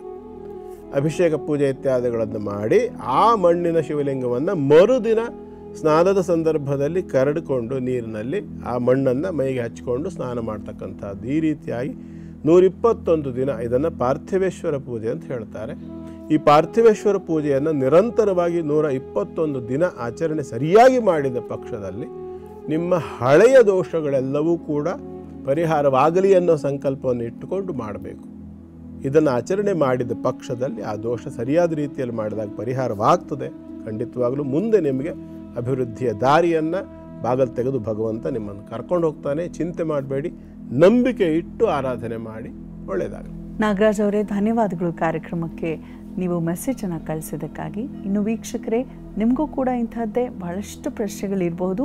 ಕೆಳಗಡೆ ಕಾಣಿಸ್ತಿರುವಂಥ ವಾಟ್ಸಪ್ ನಂಬರ್ಗೆ ಮೆಸೇಜ್ ಮುಖೇನ ನಮಗೆ ಕಳಿಸ್ಕೊಡಿ. ಖಂಡಿತ ನಿಮ್ಮ ಪ್ರಶ್ನೆಯನ್ನು ನಾನು ಗುರೂಜಿಯವರಲ್ಲಿ ಕೇಳ್ಕೊಳ್ತೇನೆ. ಹಾಗೆ ಜಿಮೇಲ್ ID ಕೂಡ ಇದೆ, ಖಂಡಿತ ಅದರ ಮುಖೇನ ಅಥವಾ ಪತ್ರದ ಮುಖೇನ ಕೂಡ ಕಳಿಸಿಕೊಡಿ ಅಂತ ಹೇಳ್ತಾ, ಇನ್ನು ನಮ್ಮ ಕಾರ್ಯಕ್ರಮ ಯಾವಾಗ ಬೇಕಾದರೂ ತಾವು ನೋಡಬಹುದು ಯೂಟ್ಯೂಬ್ ವಾಹಿನಿಯಲ್ಲಿ. ಅದರ ಒಂದು ID NKR TV ಕನ್ನಡ ಅಂತ ಹೇಳ್ತಾ, ಗುರುಗಳೇ, ಕೊನೆಯ 4 ರಾಶಿಗಳು ನೋಡೋಣ. ಈಗ ಧನುರಾಶಿಯವರಿಗೆ ಇವತ್ತು ಸ್ವಲ್ಪ ಬೇಸರವಾಗ್ತಕ್ಕಂಥ ದಿನ. ಚಂದ್ರಾಷ್ಟಮ ಯೋಗ. ಆಹಾರದ ಕಡೆಗೆ ಹೆಚ್ಚು ಗಮನ ಕೊಡಿ. ಅನವಶ್ಯಕವಾಗಿರತಕ್ಕಂಥ ಫುಡ್ ಹ್ಯಾಬಿಟ್ ಇರ್ತಕ್ಕಂಥವ್ರು ಅಥವಾ ಸರಿಯಾಗಿರ್ತಕ್ಕಂಥ ಬ್ಯಾಲೆನ್ಸ್ಡ್ ಫುಡ್ ಹ್ಯಾಬಿಟ್ ಅಂತ ಏನು ಹೇಳ್ತಾರಲ್ಲ, ಸಮತೋಲನ ಆಹಾರ ಪದ್ಧತಿ, ಇದರಲ್ಲಿ ವ್ಯತ್ಯಾಸವಾಗ್ತಕ್ಕಂಥ ಲಕ್ಷಣಗಳು ಕಾಣಿಸುತ್ತೆ ಧನುರಾಶಿಯವರಿಗೆ. ಬೇರೆ ಉಳಿದಂಥ ಯೋಗಗಳೆಲ್ಲ ಚೆನ್ನಾಗಿದೆ, ಏನು ತೊಂದರೆ ಇಲ್ಲ. ಆದರೆ ಚಂದ್ರರಾಹುಗಳು ಷಷ್ಠಾಷ್ಟಮದಲ್ಲಿ ಬರ್ತಾರಲ್ಲ, ಹಾಗಾಗಿ ಸ್ವಲ್ಪ ಮಟ್ಟಿಗೆ ಅಜೀರ್ಣ ಸಂಬಂಧ ತೊಂದರೆಗಳು ಕಾಣಿಸಬಹುದು. ಈ ಅಜೀರ್ಣ ಸಂಬಂಧ ತೊಂದರೆಗಳು ಬಂದಾಗ ಏನಾಗ್ತದೆ ಅಂತ ನಿಮಗೆ ಗೊತ್ತು. ವ್ಯತ್ಯಾಸಗಳಾಗ್ತದೆ. ಹುಳಿ ತೇಗ ಬರಬಹುದು, ತಲೆನೋವು ಶುರುವಾಗಬಹುದು, ಅಥವಾ ಹೊಟ್ಟೆ ನೋವು ಬರಬಹುದು, ವಾಮಿಟ್ಟು, ಬೇದಿ ಇತ್ಯಾದಿಗಳು ಕೂಡ ಕಾಣಿಸ್ಕೊಳ್ಳುವಂಥ ಸಾಧ್ಯತೆಗಳು ಇರ್ತದೆ. ಇವೆಲ್ಲವೂ ಕೂಡ ವೈಜ್ಞಾನಿಕವಾಗಿ ನಾವು ಯೋಚನೆ ಮಾಡಿ ಹೇಳುತ್ತೇವೆ. ಈ ಎಲ್ಲ ಸಮಸ್ಯೆಗಳು ಬಂದಾಗ ಮುಖ್ಯವಾಗಿ ಬೇಕಾಗ್ತಕ್ಕಂಥದ್ದು 2. ಒಂದು, ಅನಗತ್ಯವಾಗಿರ್ತಕ್ಕಂಥ ಆಹಾರವನ್ನು ಕೊಡೋದನ್ನು ನಿಲ್ಲಿಸಬೇಕಾಗಿ ಬರುತ್ತೆ. ಜೊತೆಯಲ್ಲಿ ಸ್ವಲ್ಪ ಶರೀರಕ್ಕೆ ವಿಶ್ರಾಂತಿಯನ್ನು ಕೂಡ ಕೊಡಬೇಕು. ಆಂತರಿಕವಾಗಿ ಮತ್ತು ಬಹಿರ್ಮುಖವಾಗಿ 2 ರೀತಿಯಲ್ಲೂ ವಿಶ್ರಾಂತಿಯನ್ನು ಕೊಡಬೇಕು. ಆಂತರಿಕವಾಗಿ ವಿಶ್ರಾಂತಿ ಕೊಡೋದು ಅಂದ್ರೇನು? ಮೇಲೆ ಮೇಲೆ ಮೇಲೆ ಮೇಲೆ ಆಹಾರಗಳನ್ನು ಕೊಡೋದನ್ನು ಕಡಿಮೆ ಮಾಡಬೇಕು ಅಥವಾ ನಿಲ್ಲಿಸಬೇಕು. ಬಹಿರ್ಮುಖವಾಗಿ ಅಂತಂದರೆ ಶರೀರ ಈ ರೀತಿಯಾಗಿ ಸಂಕಟವನ್ನು ಅನುಭವಿಸುವಾಗ ಪ್ರಯತ್ನಪೂರ್ವಕವಾಗಿರ್ತಕ್ಕಂಥ ಕೆಲಸಗಳು, ದೈಹಿಕವಾಗಿ ಶ್ರಮ ಆಗ್ತಕ್ಕಂಥ ಕೆಲಸಗಳನ್ನು ಕೂಡ ನಾವು ಕಡಿಮೆ ಮಾಡಲೇಬೇಕಾಗಿ ಬರುತ್ತೆ. ಇವೆಲ್ಲವನ್ನು ಮಾಡೋದರ ಜೊತೆಯಲ್ಲಿ ಸಪ್ತಮ ರಾಶಿಯಲ್ಲಿ ಗುರು ಬಲಿಷ್ಠನಾಗಿರ್ತಕ್ಕಂಥ ಸ್ಥಿತಿಯಲ್ಲಿದ್ದೀರಿ ನೀವು. ಹಾಗಾಗಿ ನೀವೇನು ಮಾಡಬೇಕು ಅಂತಂದರೆ ಅಶ್ವತ್ಥ ಪ್ರದಕ್ಷಿಣೆ ಇತ್ಯಾದಿಗಳನ್ನು ಮಾಡಿಕೊಳ್ಬೇಕು. ಸಾಕಷ್ಟು ಉತ್ತಮವಾದಂಥ ಫಲವನ್ನು ನಿರೀಕ್ಷೆ ಮಾಡಬಹುದಾಗಿರುತ್ತೆ. ಶುಭವಾಗಲಿ. ಮುಂದಿಂದು ಮಕರ ರಾಶಿ. ಮಕರ ರಾಶಿಯವರಿಗೆ ಇವತ್ತಿನ ದಿನ ಚೆನ್ನಾಗಿದೆ. ನಾನು ನಿನ್ನೆ ದಿವಸ ಹೇಳಿದ್ದೆ ತ್ರಿಕೋಣವನ್ನು ಗಮನಿಸಬೇಕು ಹೇಳಿ. ತ್ರಿಕೋಣವನ್ನು ಗಮನಿಸಿದಾಗ ಉತ್ತಮವಾದಂತಹ ಒಂದು ಫಲಗಳು ಇಲ್ಲಿ ಕಾಣಿಸ್ತದೆ. 7ನೇ ರಾಶಿಯಲ್ಲಿ ಸ್ವಕ್ಷೇತ್ರಗತನಾಗಿರ್ತಕ್ಕಂಥ ಚಂದ್ರ, ಮಾನಸಿಕವಾಗಿರ್ತಕ್ಕಂಥ ಧೈರ್ಯ ಸ್ಥೈರ್ಯಗಳು, ಮಾಡ್ತಕ್ಕಂಥ ಕೆಲಸ ಕಾರ್ಯಗಳಲ್ಲಿ ಸಾಕಷ್ಟು ಅಭಿವೃದ್ಧಿಗಳು, ಸರ್ಕಾರಿ ಉದ್ಯೋಗದಲ್ಲಿರ್ತಕ್ಕಂಥವರಿಗೆ ಸಾಕಷ್ಟು ಅನುಕೂಲಗಳು, ವಿದ್ಯಾರ್ಥಿಗಳಿಗೆ ಸಾಕಷ್ಟು ವಿದ್ಯಾಕ್ಷೇತ್ರದಲ್ಲಿ ಪ್ರಗತಿ ಆಗತಕ್ಕಂಥದ್ದು, ಇವೆಲ್ಲವೂ ಕೂಡ ಕಾಣಿಸುತ್ತೆ. ಒಟ್ಟಾರೆ ಇವತ್ತು ಮಕರ ರಾಶಿಯವರಿಗೆ ಉತ್ತಮವಾಗಿರತಕ್ಕಂಥ ದಿನ. ಔಷಧೋಪಚಾರಗಳನ್ನು ಮಾಡಬೇಕು ಅಂತ ಇಟ್ಕೊಳ್ಳಿ. ಯಾರೋ ಮಕರ ರಾಶಿಯವರಿಗೆ ದೀರ್ಘಕಾಲದ ತುಂಬ ದಿವಸಗಳಿಂದ ಸಮಸ್ಯೆಗಳನ್ನು ಅನುಭವಿಸ್ತಾ ಇದ್ದೀರಿ ಅಂತ ಹೇಳಾದರೆ, ಇವತ್ತು ಪುಷ್ಯ ನಕ್ಷತ್ರ ಏಕಾದಶಿ ಎರಡೂ ಇರೋದರಿಂದ ಆ ಒಂದು ಔಷಧೋಪಚಾರಕ್ಕೆ ಆಯುರ್ವೇದಿಕ್ ಟ್ರೀಟ್ಮೆಂಟ್ ಮಾಡಬೇಕು ಅಂತ ಯೋಚನೆ ಮಾಡ್ತಾ ಇರೋರು ಯಾವುದೇ ಕಾರಣಕ್ಕೂ ಇವತ್ತು ನಿರ್ಲಕ್ಷ್ಯ ಮಾಡಬೇಡಿ. ಇವತ್ತಿಂದ ಆರಂಭ ಮಾಡಿಬಿಡಿ. ಮಾಡಿ ಸರಿಯಾದ ರೀತಿಯಲ್ಲಿ ಪಂಚಕರ್ಮವೋ ಅಥವಾ ಯಾವುದೋ ಒಂದು ರೀತಿಯಲ್ಲಿ ಆಯುರ್ವೇದಿಕ್ ಟ್ರೀಟ್ಮೆಂಟ್ ಇತ್ಯಾದಿಗಳನ್ನು ದೀರ್ಘಕಾಲದವರೆಗೆ ಅದನ್ನು ತೊಗೊಳ್ಬೇಕಲ್ಲ. ಶರೀರಕ್ಕೆ ಅದು ಸೆಟ್ ಆಗಬೇಕಲ್ಲ. ಬಾಡಿ ಅದನ್ನು ಅಕ್ಸೆಪ್ಟ್ ಮಾಡ್ಕೋಬೇಕು, ಒಪ್ಕೋಬೇಕು. ಶರೀರ ಅದನ್ನು ಸ್ವೀಕಾರ ಮಾಡಬೇಕಲ್ಲ. ಹಾಗಾಗಿ ಆ ಒಂದು ಪ್ರಯತ್ನ ಅಂತಕ್ಕಂಥದ್ದು ಇವತ್ತಿಂದ ಆರಂಭ ಆದಷ್ಟು ಉತ್ತಮವಾದಂಥ ಒಂದು ಫಲ ಇದೆ. ಧನ್ವಂತರಿಯನ್ನು ಪ್ರಾರ್ಥನೆ ಮಾಡಿಕೊಂಡು ಮುಂದುವರಿಯಿರಿ. ಶುಭವಾಗಲಿ. ಮುಂದಿಂದು ಕುಂಭರಾಶಿ. ಕುಂಭರಾಶಿಯವರಿಗೆ ಇವತ್ತು ಸ್ತ್ರೀಯರೊಂದಿಗೆ ವೈರವಾಗತಕ್ಕಂಥ ಲಕ್ಷಣ ಕಾಣಿಸುತ್ತೆ. ಕಾರಣ ದ್ವಿತೀಯ ಭಾವದಲ್ಲಿರ್ತಕ್ಕಂತಹ ಶನಿ, ಅವನಿಗೆ ಪಂಚಮದಲ್ಲಿರ್ತಕ್ಕಂತಹ ಚಂದ್ರ. ಸ್ತ್ರೀಯರೊಂದಿಗೆ ವಿಶೇಷವಾಗಿ ಹಣಕಾಸಿನ ವಿಷಯಗಳಲ್ಲಿ ಅಥವಾ ಮಕ್ಕಳ ವಿಷಯದಲ್ಲಿ ಅಥವಾ ಒಡಹುಟ್ಟಿದವರ ವಿಷಯದಲ್ಲಿ ಒಂದು ನಿಷ್ಠುರವಾಗಿರ್ತಕ್ಕಂಥ ವಾಕ್ ಸಮರ ಅಂತ ಹೇಳ್ಬೋದು. ಕಾರಣ ಏನು ಅಂತಂದರೆ ಸಪ್ತಮಾಧಿಪತಿ ಸೂರ್ಯ ಅಷ್ಟಮದಿಂದ ಶನಿಗೆ ದೃಷ್ಟಿಯನ್ನು ಕೊಡತಕ್ಕಂಥದ್ದು, ಜೊತೆಯಲ್ಲಿ ಅಷ್ಟಮದಲ್ಲಿ ಇರ್ತಕ್ಕಂತಹ ಆ ಒಂದು ಗ್ರಹ ಸ್ಥಿತಿ ಇರ್ತಕ್ಕಂಥದ್ದು. ಅಂದರೆ ನಿಮ್ಮ ಕುಂಭರಾಶಿಗೆ 8ನೇ ರಾಶಿಯಲ್ಲಿರ್ತಕ್ಕಂಥ ನೈಪುಣ್ಯ ಯೋಗ. ಅರ್ಥಾತ್ ನಿಮ್ಮ ನೈಪುಣ್ಯಗಳೆಲ್ಲವೂ ಕೂಡ ನಿಮ್ಮ ಕೌಶಲ್ಯವೋ, ನಿಮ್ಮ ನೈಪುಣ್ಯವೋ, ನಿಮ್ಮ ಜಾಣತನವೋ, ನಿಮ್ಮ ಬುದ್ಧಿವಂತಿಕೆಯೋ ಎಲ್ಲವೂ ಕೂಡ ಪೆಟ್ಟು ಕೊಡ್ತಕ್ಕಂಥ ಸಾಧ್ಯತೆಗಳುಂಟು. ಯಾಕೆ? 2ನೇ ರಾಶಿಯಲ್ಲಿರ್ತಕ್ಕಂಥ ಶನಿ ಬಾಯಿಂದ ಕ್ರೂರವಾದ ಮಾತುಗಳನ್ನು ಆಡಿಸ್ತಾನೆ. ಮತ್ತು ರಾಶಿಯಲ್ಲಿರ್ತಕ್ಕಂತಹ ರಾಹು ಕೆಲವು ಸಂದರ್ಭಗಳಲ್ಲಿ ತಲೆ ತಿರುಗಿಸುವಂಥದ್ದು. ಒಳಗಡೆ ತಿರುಗೋದಲ್ಲ, ಭಾವನೆಗಳಲ್ಲಿ, ಮಾತುಗಳಲ್ಲಿ, ವ್ಯವಹಾರಗಳಲ್ಲಿ ವ್ಯಕ್ತವಾಗ್ತಕ್ಕಂಥ ರೀತಿಯಲ್ಲಿ ಸ್ವಲ್ಪ ತಲೆ ತಿರುಗಿದ ರೀತಿ ವ್ಯವಹಾರ ಮಾಡ್ತಿದ್ದ ನೋಡು, ಅವನೇನು ಬುದ್ಧಿ ಇಲ್ಲ, ಅವನಿಗೆ ಏನು ಅವಿವೇಕ, ಅವನು ನೋಡು ಅಪಭ್ರಂಶ ಹೇಗೆ ಮಾಡ್ತಾನೆ, ಹೀಗೆಲ್ಲ ಹೇಳ್ತಾರಲ್ಲ. ಈ ಥರದ ಲಕ್ಷಣಗಳು ಊಹಿಸಬಹುದಾಗಿರುತ್ತೆ. ಕುಂಭರಾಶಿಯವರಿಗೆ ಹೆಚ್ಚು ಎಚ್ಚರಿಕೆ ಬೇಕು. ಸ್ವಲ್ಪ ವ್ಯತ್ಯಾಸ ಮಾಡಿಕೊಂಡ್ರೂ ಕೂಡ ತುಂಬ ದೊಡ್ಡ ಸಮಸ್ಯೆಗಳನ್ನು ಅನುಭವಿಸಬೇಕಾಗಿ ಬರುತ್ತೆ. ಸ್ವಲ್ಪಮಪ್ಯಸ್ಯ ಧರ್ಮಸ್ಯ ತ್ರಾಯತೆ ಮಹತೋ ಭಯಾತ್. ಅಂದರೆ ಸ್ವಲ್ಪ ಎಚ್ಚರಿಕೆಯಿಂದ ನಾವು ವ್ಯವಹರಿಸಿದ ಪಕ್ಷದಲ್ಲಿ ಮುಂದೆ ಬರ್ತಕ್ಕಂಥ ದೊಡ್ಡ ದೊಡ್ಡ ಸಮಸ್ಯೆಗಳನ್ನು ನಾವು ಕಡಿಮೆ ಮಾಡ್ಕೊಳ್ಳೋಕೆ ಅವಕಾಶ ಇರುತ್ತೆ ಅಂತ ಅದರ ಅರ್ಥ. ಈ ರೀತಿಯಾದ ಪ್ರಯತ್ನಗಳನ್ನು ಮಾಡಿಕೊಳ್ಳಿ. ಇದರ ಜೊತೆಯಲ್ಲಿ ಬೇಕಾಗಿರ್ತಕ್ಕಂಥದ್ದು ಶಿವಾರಾಧನೆ. ಓಂ ನಮಃ ಶಿವಾಯ ಅನ್ನುವಂಥ ಪಂಚಾಕ್ಷರಿ ಮಂತ್ರವನ್ನು ಆ ಸಂದರ್ಭಗಳಲ್ಲಿ, ಅಂದರೆ ವ್ಯತಿರೇಕವಾದ ವರ್ತನೆ ಮಾಡಿ ಏನೋ ಒಂದು ದೊಡ್ಡ ಸಮಸ್ಯೆ ಕಾಣತಕ್ಕಂಥದ್ದು ಅಥವಾ ಮುಂದೆ ಉಂಟಾಗ್ತಕ್ಕಂಥ ಲಕ್ಷಣಗಳಿರುವಾಗ ದಯಮಾಡಿ ತತ್ಕ್ಷಣ ಮೌನವನ್ನು ವಹಿಸಿ ಮತ್ತು ಆ ಸಂದರ್ಭದಲ್ಲಿ ಈ ಶಿವಪಂಚಾಕ್ಷರಿ ಜಪವನ್ನು ಒಳಗಡೆಗೆ ಮಾಡ್ತಕ್ಕಂಥದ್ದು. ಒಂದು 3 ರಿಂದ 4-5 ನಿಮಿಷಗಳ ಪರ್ಯಂತರವಾಗಿ ಕಂಟಿನ್ಯೂಯಸ್ ಆ ಒಂದು ಜಪವನ್ನು ಆಂತರಂಗಿಕವಾಗಿ ಮಾಡ್ತಾ ಬಂದರೆ ಸಾಕಷ್ಟು ಸಮಾಧಾನವೂ ಸಿಕ್ಕುತ್ತೆ ಮತ್ತು ಆ ಕಾಲಘಟ್ಟ ಕಳೆದು ಹೋಗುತ್ತೆ. ಗಾದೆ ಇದೆಯಲ್ಲ, ಬೀಸೋದು ಒಣ್ಣೆ ತಪ್ಪಿದ್ರೆ 1000 ವರ್ಷ ಆಯಸ್ಸು ಅಂತ. ಹಾಗೆ ಆ ಕಾಲಘಟ್ಟ ಪರ್ಟಿಕ್ಯುಲರ್ ಒಂದು 2-3 ನಿಮಿಷ ಕಳೀತು ಅಂದರೆ ಖಂಡಿತವಾಗಲೂ ದೊಡ್ಡ ದೊಡ್ಡ ಸಮಸ್ಯೆಗಳಿಂದ ನಾವು ಸುಲಭವಾಗಿ ಪಾರಾಗುವಂಥ ಅವಕಾಶ ಇರುತ್ತೆ. ಶುಭವಾಗಲಿ. ಕೊನೆಯದಾಗಿ ಮೀನರಾಶಿಯನ್ನು ನೋಡೋಣ. ಮೀನರಾಶಿಯವರಿಗೆ ಇವತ್ತಿನ ದಿನ ಚೆನ್ನಾಗಿದೆ. ರಾಶಿಗೆ ಪಂಚಮದಲ್ಲಿ ಪಂಚಮಾಧಿಪತಿ ಬಂದಿರತಕ್ಕಂಥದ್ದು, ಸಪ್ತಮದಲ್ಲಿ ಸೂರ್ಯ ಬಂದಿರತಕ್ಕಂಥದ್ದು, ಷಷ್ಠಾಧಿಪತಿ. ವೈರವನ್ನು ಇಟ್ಕೊಂಡಿರ್ತಕ್ಕಂಥ ವ್ಯಕ್ತಿಗಳೊಂದಿಗೆ ಮೈತ್ರಿಯನ್ನು ಮಾಡಿಕೊಳ್ಳುವಂಥ ಅವಕಾಶ. ಬಹಳಷ್ಟು ದಿವಸಗಳಿಂದ ನಿಮ್ಮೊಂದಿಗೆ ನಿಷ್ಠುರವಾಗಿರ್ತಕ್ಕಂಥ ವ್ಯಕ್ತಿಗಳು ಕೂಡ ನಿಮ್ಮೊಂದಿಗೆ ಸಂಪರ್ಕಕ್ಕೆ ಬರ್ತಕ್ಕಂಥ ಒಂದು ಸಾಧ್ಯತೆ ಮತ್ತು ನಿಮ್ಮೊಂದಿಗೆ ಅವರು ಪುನಃ ಕಾಂಪ್ರಮೈಸ್ ನೇಚರ್ ಅಂತ ಹೇಳ್ತಾರಲ್ಲ, ಕಾರಣ ಬುಧಾದಿತ್ಯ ಯೋಗ ಅಂತಕ್ಕಂಥದ್ದು ಸಪ್ತಮದಲ್ಲಿ ಬಂದಿದೆ. ನೀವು ಸ್ವಲ್ಪ ಬುದ್ಧಿವಂತಿಕೆಯಿಂದ ವ್ಯವಹರಿಸಿದ ಪಕ್ಷದಲ್ಲಿ ನಿಮ್ಮ ಸಮಸ್ಯೆಗಳು ಶಾಶ್ವತವಾಗಿ ನಿವೃತ್ತಿಯಾಗುವಂಥ ಅವಕಾಶ. ಕಾರಣ ಶನೈಶ್ಚರ ನಿಮಗೆ ಲಾಭ ಮತ್ತು ವ್ಯಯ ಎರಡಕ್ಕೂ ಸಂಬಂಧಪಟ್ಟಿರ್ತಕ್ಕಂಥ ಗ್ರಹ ಆಗಿರ್ತಾನಲ್ಲ, ಅವನೇ ರಾಶಿಯಲ್ಲಿ ಬಂದಿರತಕ್ಕಂಥದ್ದು. ಸಾಕಷ್ಟು ಲಾಭಗಳನ್ನು, ಸಾಕಷ್ಟು ವ್ಯಯಗಳನ್ನು, ಕಷ್ಟ ನಷ್ಟಗಳನ್ನು, ಅನುಕೂಲಗಳನ್ನು ಎಲ್ಲವನ್ನು ನೋಡಿರ್ತಕ್ಕಂಥ ವ್ಯಕ್ತಿಗಳಿಗೆ ಒಂದು ಥರ ನಿರಾಳ ಎಲ್ಲವನ್ನು ಪರಿಹಾರ ಮಾಡ್ಕೊಳ್ತಕ್ಕಂಥದ್ದು. ಉಪಯೋಗ ಅಥವಾ ಅಪಾಯ ಎರಡನ್ನೂ ಮಾಡಿರ್ತಕ್ಕಂಥ ವ್ಯಕ್ತಿಗಳು. ಅಂಥವರೊಂದಿಗೆ ವಿಶೇಷವಾಗಿ ದ್ವಿತೀಯ ಮಂಗಳ ಏನಿದ್ದಾನೆ ಅವನು ಅಷ್ಟಮದಲ್ಲಿರ್ತಕ್ಕಂಥದ್ದಲ್ವ, ಅಷ್ಟಮದಿಂದ ಅವನ ದೃಷ್ಟಿಯಲ್ಲಿದೆ, ಲಾಭಕ್ಕಿದೆ. ಕುಜಸ್ತು ಚತುರಶ್ರಂ, ತುಲಾವೃಶ್ಚಿಕ ಧನು ಮಕರ ರಾಶಿಗೆ ಅವನ ದೃಷ್ಟಿ ಇದೆ ಮಂಗಳಂದು. ಹಾಗಾಗಿ ಭಾಗ್ಯಾಧಿಪತಿಯೂ ಹೌದು, ದ್ವಿತೀಯಾಧಿಪತಿಯೂ ಹೌದು. ಅವನು ಅಷ್ಟಮದಿಂದ ಲಾಭ ಮತ್ತು ಧನವನ್ನು ನೋಡೋದಾದ್ದರಿಂದ ಧನ ಮತ್ತು ತೃತೀಯವನ್ನು ಕೂಡ ನೋಡ್ತಾನೆ. ಹಾಗಾಗಿ ಏನಾಗುತ್ತೆ ಅಂದರೆ, ಯಾವುದೋ ಕಾಲದಲ್ಲಿ ನಡೆದಿರ್ತಕ್ಕಂಥ ಯಾವುದೋ ಒಂದು ಸಮಸ್ಯೆಯನ್ನು ಇಟ್ಟುಕೊಂಡು ನೀವು ಚಿಂತೆ ಮಾಡ್ತಿದ್ರೆ ಅದೆಲ್ಲವೂ ಕೂಡ ನಿವೃತ್ತಿ ಆಗ್ತಕ್ಕಂಥ ಒಂದು ಕಾಲ. ಶಿವ ಮತ್ತು ಗಣಪತಿ ಮತ್ತು ದೇವಿ ಮೂರನ್ನೂ ಆರಾಧನೆ ಮಾಡಬೇಕಾಗಿ ಬರುತ್ತೆ. ಕಾರಣ ಏನು ಅಂದರೆ, ರಾಶಿಗೆ ಬಾಧಕ ಸ್ಥಿತಿಯಲ್ಲಿರ್ತಕ್ಕಂಥ ಶುಕ್ರಕೇತು ಯೋಗ ನಿವೃತ್ತಿಗಾಗಿ ದೇವಿ ಮತ್ತು ಗಣಪತಿ ಆರಾಧನೆ ಬೇಕು. ಅಷ್ಟಮದಲ್ಲಿ ಮಂಗಳ ಇರತಕ್ಕಂತಹದ್ದು ದೇವಿ ಆರಾಧನೆ ಸೂಚಿಸುತ್ತೆ. ಸಪ್ತಮ ಭಾವದಲ್ಲಿ ಸೂರ್ಯ ಬಂದಿರೋದ್ರಿಂದ ಶಿವಾರಾಧನೆಯನ್ನು ಸೂಚಿಸುತ್ತೆ. ಹಾಗಾಗಿ ಶಿವ, ಪಾರ್ವತಿ ಮತ್ತು ಗಣಪತಿಯನ್ನು ಆರಾಧನೆ ಮಾಡಿಕೊಳ್ಳಿ, ಶುಭವಾಗಲಿ. ಗುರುಗಳೇ, ಇವತ್ತು ಕೂಡ ಸಾಕಷ್ಟು ವಿಚಾರಗಳನ್ನ ತಿಳಿಸ್ಕೊಟ್ರಿ ನಮ್ಮ ಈ ಕಾರ್ಯಕ್ರಮಕ್ಕೆ ಆಗಮಿಸಿ. ಸಮಸ್ತ ವೀಕ್ಷಕರ ಪರವಾಗಿ ತಮಗೆ ಧನ್ಯವಾದಗಳು. ಸರ್ವೇ ಜನ ಸುಖಿನೋ ಭವಂತು, ಸಮಸ್ತ ಸನ್ಮಂಗಲಾನಿ ಭವಂತು. ಪರಮಾತ್ಮನ ಅನುಗ್ರಹ ಎಲ್ಲರಿಗೂ ಉಂಟಾಗಲಿ, ಎಲ್ಲರಿಗೂ ಶುಭವಾಗಲಿ ಅಂತ ಹಾರೈಸ್ತೀನಿ.